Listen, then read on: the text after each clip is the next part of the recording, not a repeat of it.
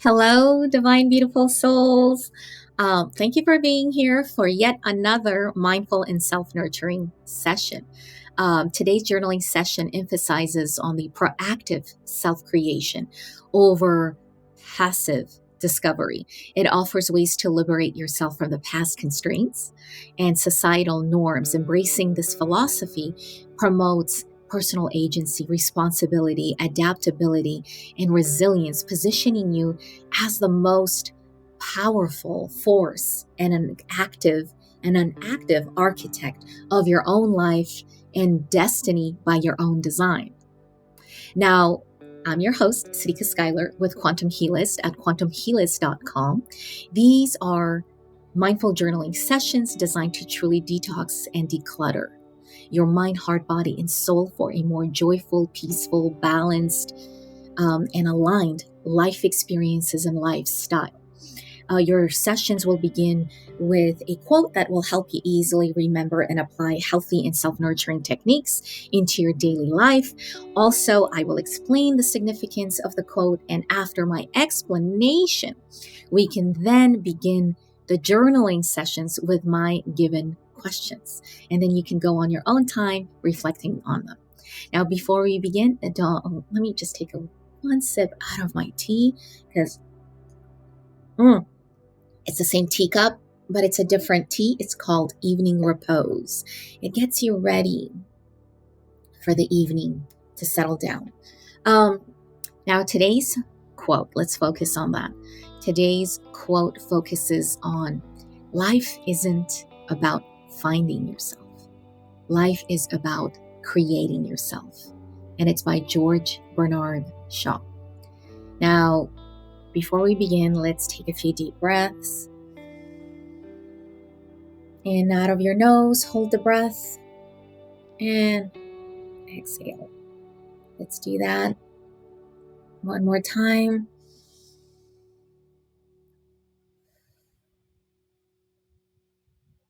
I'm going to go ahead and do an opening prayer. You can do the prayer with me, or you can go ahead, pause me, and do your own, and begin this session. Okay, thank you. All right. To the divine universe, to the divine source, to divine beings of light and love, beings of divine guidance, divine angels, guides, archangels, divine beings of beautiful energies. We thank you so much for this session. We're so grateful to be here, for an opportunity to heal, to evolve, to reflect, to learn a lesson, to become aware, whatever it may be on our healing journey. May this session be completely, deeply, permanently, and properly aligned with our path, with our purposes, with our divine spirit, and for the highest good of all. Thank you so much. So be it, and so it is. Om. Amen. Amen. Okay, now, what was I saying? Oh yeah, the quote. Life isn't about finding yourself. Life is about creating yourself. By George Bernard Shaw. Now, the phrase "life isn't about yourself," it isn't about finding yourself. Life is about creating yourself. Serves as a transformative mantra that diverges from the popular but ambiguous idea that one must find themselves. The quote has been both mindfully therapeutic and a life lesson significance as it empowers individuals to take an active role in shaping their identity, experiences, and ultimately their own happiness. That gives you more of a freedom. From a mindfully therapeutic standpoint, the idea of creating yourself can be liberating. Many people feel shackled by the past experiences, societal expectations, or just simply self-imposed limitations. The concept of finding yourself may inadvertently support a deterministic view, implying that there is a fixed true self that one needs to discover. Often, it leading um, to angst or perpetual dissatisfaction when that true self, remains elusive. In contrast, creating yourself evokes an environment of choice and flexibility, suggesting that it is not only possible but also crucial to redefine one's interests, aspirations, and capacities. The act of creation is ongoing and dynamic, providing room for growth and change and resilience. This perspective aligns well with the principle of cognitive behavioral therapy and psychology, which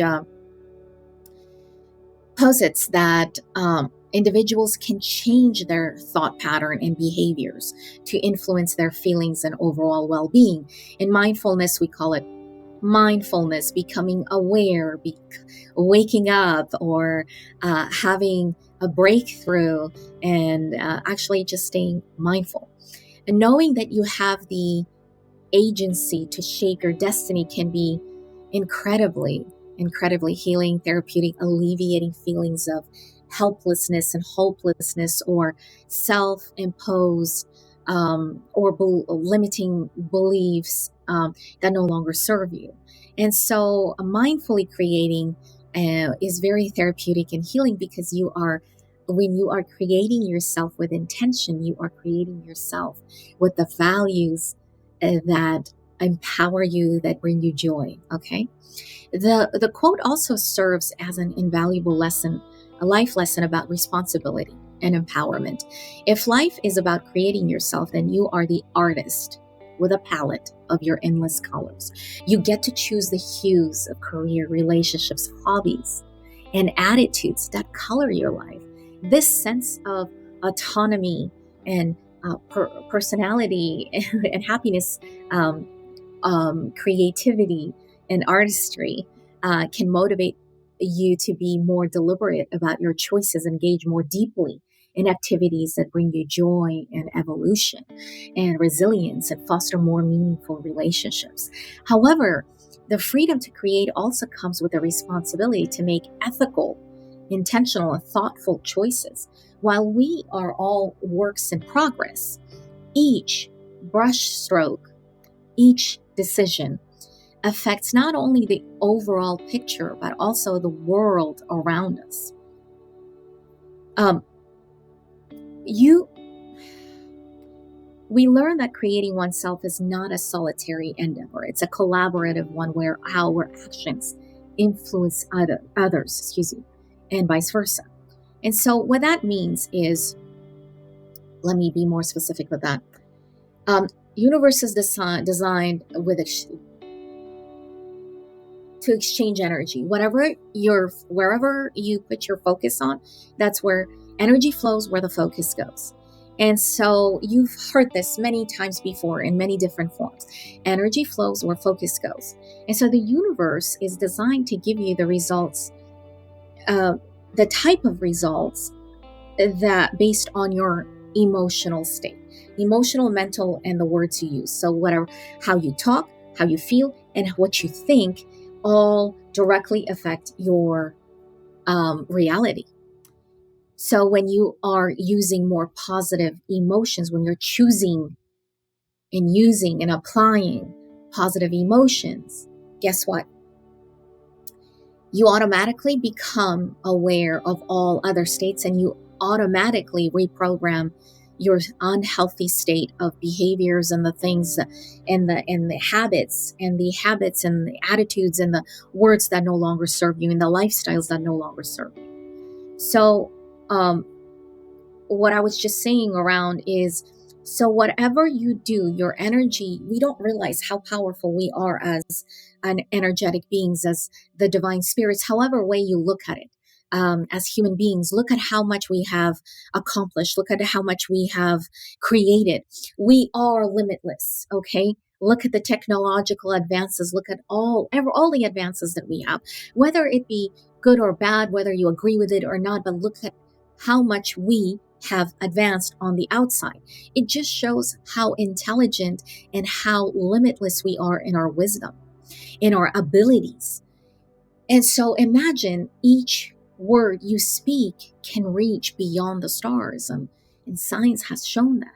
has proven that even your whispers, not only can your brain listen to it, but your brain takes everything, communicates with your heart, and it takes it into account, into a little deposit part of your brain called the subconscious brain, the third brain, I believe. And that's what it's called in psychology. And so this is very important. Your habits, your attitude, your words that you speak, even with yourself, matters, because it can reach thousands of miles around you. So when you wish something, when you praise something, in any religion, have you noticed? Everybody just prays up, because it actually reaches everywhere. It's in our DNA that we know naturally, we know subconsciously, our energies inside, all of them know. And so you are a very powerful being. Just get that if you get anything from this session. And so creating yourself gives you the freedom to create whatever you want, despite whatever the blood test may say that you genetically might have, for example, diabetes, and you're going to be, fat and diabetic for the rest of your life. No, that's not true. You have the choice to deliberately make healthier choices and changing even that physiological aspect of your blood, of your DNA. And so when you create yourself, it affects all aspects of your environment. In other words, when you choose to respond to things rather than react, when you choose to become a better, evolved person who's loving, who's kind, who's empathetic, who's compassionate with yourself and then with others, guess what? Just naturally, your world changes. Your world will change. All naturally, the universe will bring you positive experiences, positive opportunities. It will naturally take the weight off of your shoulders of the things that bring you stress. It will automatically just bring more compassion and forgiveness and let go of all the things, of all the shackles and heaviness of the past and all the things that are keeping you stuck. So I just wanted to say that. So yes, your actions do influence others and vice versa. So moreover, with this quote, this perspective allows for a more forgiving approach to life's inevitable setbacks and failures, rather than viewing them as a divergence from one's true path. These hurdles can be perspected, redirected with your perception as opportunities for growth, for learning, for lessons, and further creation. This adaptability and resilience makes the journey of life not just bearable, but actually fulfilling, adventurous, happy, joyful, and more filled with curiosity, of joy, adventure, and positivity. In summary, the quote, life isn't about finding yourself, life is about creating yourself, serves as a both mindfully therapeutic tool and a life lesson. It moves the focus from the task of finding oneself to the more actionable, empowering, and light act of creation.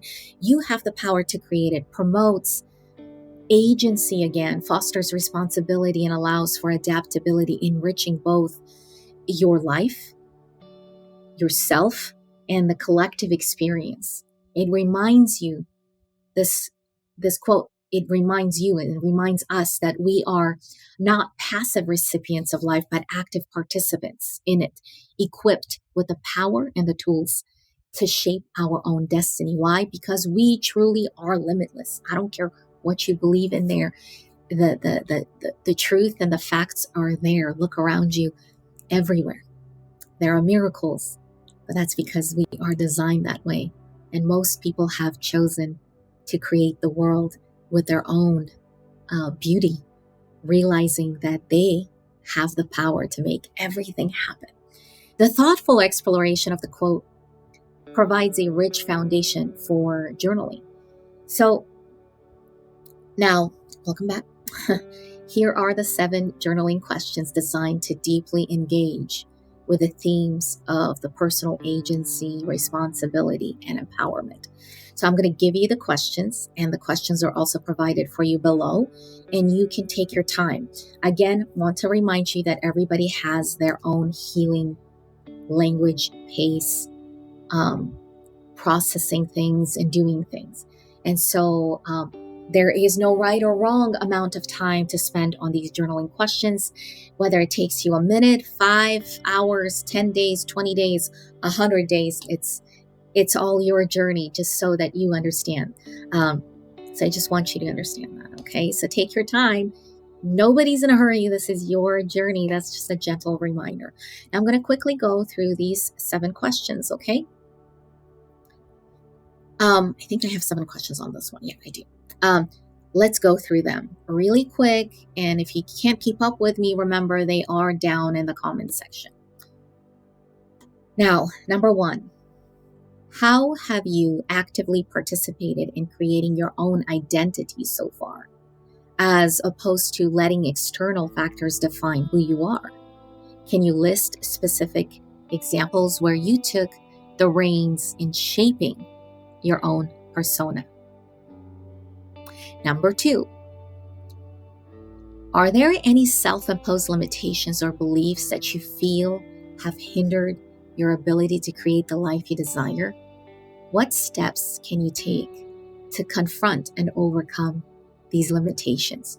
Do you know where these limitations are coming from? When did you first experience them?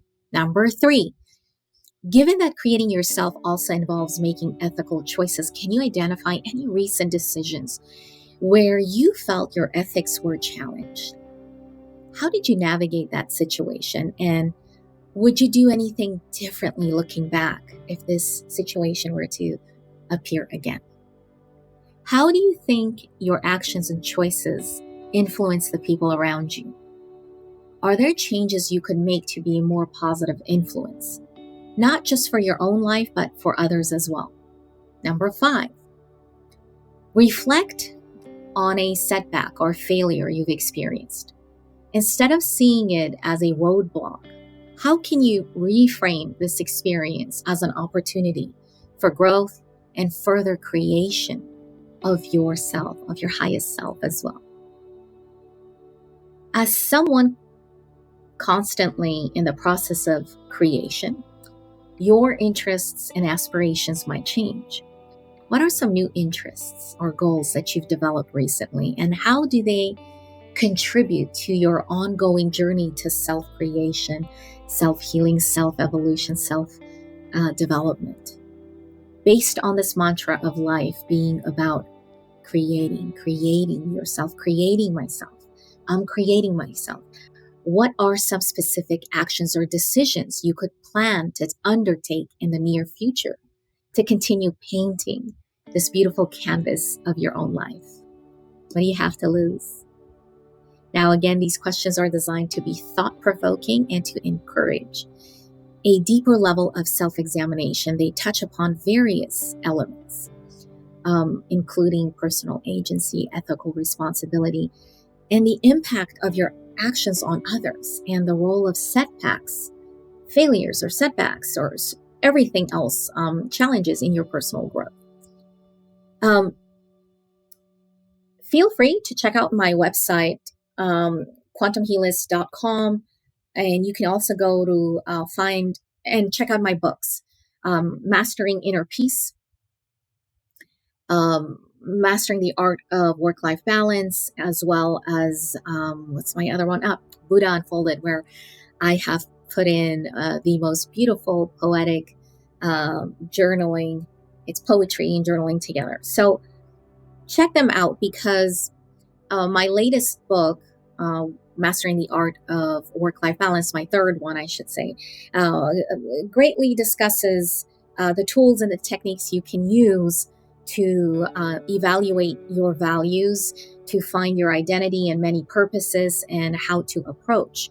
And Mastering Inner Peace is also a work of passion, of evidence-based, and it has over 100 tools and resources and everything. It's like a one-stop shop. Every book you get from me, other than Buddha Unfolded, is actually designed to give you all the tools and resources. So you can go ahead and check them out at quantumhelist.com and on Ingram Spark and on Amazon, and then see if something tickles your curiosity. Anyhow, thank you so much for being here. I'm your host, Sadika Schuyler with Quantum Helist at quantumhelist.com. Always remember that